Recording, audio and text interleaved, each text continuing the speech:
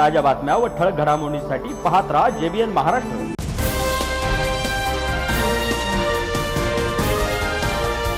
नाशिक विधान परिषद निवडणुकीच्या पार्श्वभूमीवर राजकीय हालचालींना वेग आला आहे। शिवसेनेच्या नगरसेवकांची सहल गेल्यानंतर आता भाजपचे सर्व मतदारही एकत्र सहलीसाठी रवाना झाले आहेत।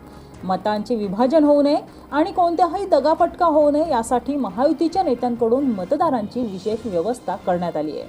त्यामुळे राज्यात पुन्हा एकदा हॉटेल पॉलिटिक्सचा विषय चर्चेचा विषय ठरला आहे।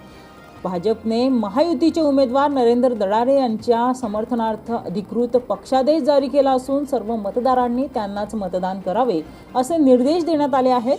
दरम्यान गोकुळ गीते यांनी उमेदवारी मागे घेतली असली तरी तांत्रिकदृष्ट्या निवडणूक प्रक्रिया सुरूच आहे। त्यामुळे मतदानावेळी कोणतीही अनपेक्षित राजकीय समीकरण निर्माण होऊ नये यासाठी महायुतीकडून विशेष खबरदारी घेतली जाते। नाशिक विधान परिषद निवडणुकीकडे संपूर्ण राज्याचे लक्ष लागून असून निकालापूर्वीच राजकीय वातावरण चांगलेच तापलेले आहे। उमेदवारी आहे, सगळे शिवसेनेचे नगरसेवक गेलेले आहेत, आता भारतीय जनता पार्टीचे झाले। काय वाटतंय दराडेंचा विजय किती सुखकर होणार आहे का अवघड होणार आहे?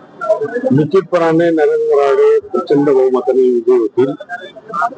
आदरणीय देवेंद्र फडणवीस साहेब, आदरणीय गिरीश भाऊ, आदरणीय एकनाथ शिंदे साहेब,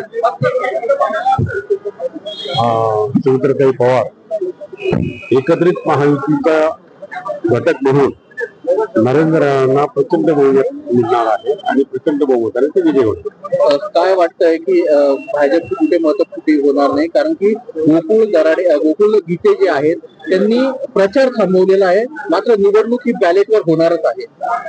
असं होत नाही, पक्षादेश तो पक्षादेश असतो आणि पक्षाने ठरवलेला आहे की महायुतीचा उमेदवार नरेंद्र दराडेंना प्रचंड बहुमताने विजयी करायचे। कुठलंही मत फुटण्याचा त्या ठिकाणी प्रश्न एकच दिलेला नाही।